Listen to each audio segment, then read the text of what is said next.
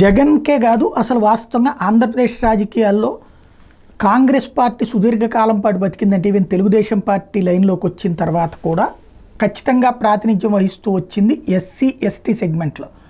వైఎస్ఆర్ కాంగ్రెస్ పార్టీకి 2014లో ఆవిర్భావం తర్వాత జరిగిన తొలి ఎన్నికలు 2014 ఫేస్ చేసి 2014, 2019లో కూడా ఎస్సీ ఎస్టీ నియోజకవర్గాలు వైఎస్ఆర్ కాంగ్రెస్ పార్టీనే హక్కును చేర్చుకున్నాయి. కానీ అట్లాంటిది ఎస్సీ నియోజకవర్గాల్లోనూ దెబ్బతిన్నది వైఎస్ఆర్ కాంగ్రెస్ పార్టీ. ఎస్సీల్లో చూసుకుంటే మాదిగల్లో 14 సీట్లు గెలిస్తే 13 తెలుగుదేశం, వైసీపీ ఒక్క చోట గెలిచింది.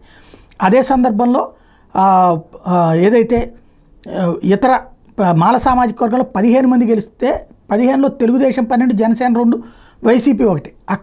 ఎక్కడా కూడా ఇటు వైసీపీకి దగ్గరికి రానిలేదు. మరొక వైపుని చూసుకుంటే ఎస్టీ సామాజిక వర్గం, సాధారణంగా ఎస్టీ సామాజిక వర్గంలో ఎప్పుడూ రాలేదు. అంతకుముందు 2014లో కూడా చాలా ఇబ్బంది పడింది తెలుగుదేశం పార్టీ. ఈ దఫా టీడీపీ 3, జనసేన 2, వైఎస్ఆర్ కాంగ్రెస్ పార్టీ కేవలం 2 స్థానాలకు పరిమితమైంది. అక్కడ ఆ మాత్రం ఉనికి నిలుపుకోవడానికి మాత్రం పరిమితమైంది. అక్కడ కూడా మెజారిటీ స్థానాలు లేనటువంటి సిచ్యుయేషన్ వైసీపీది.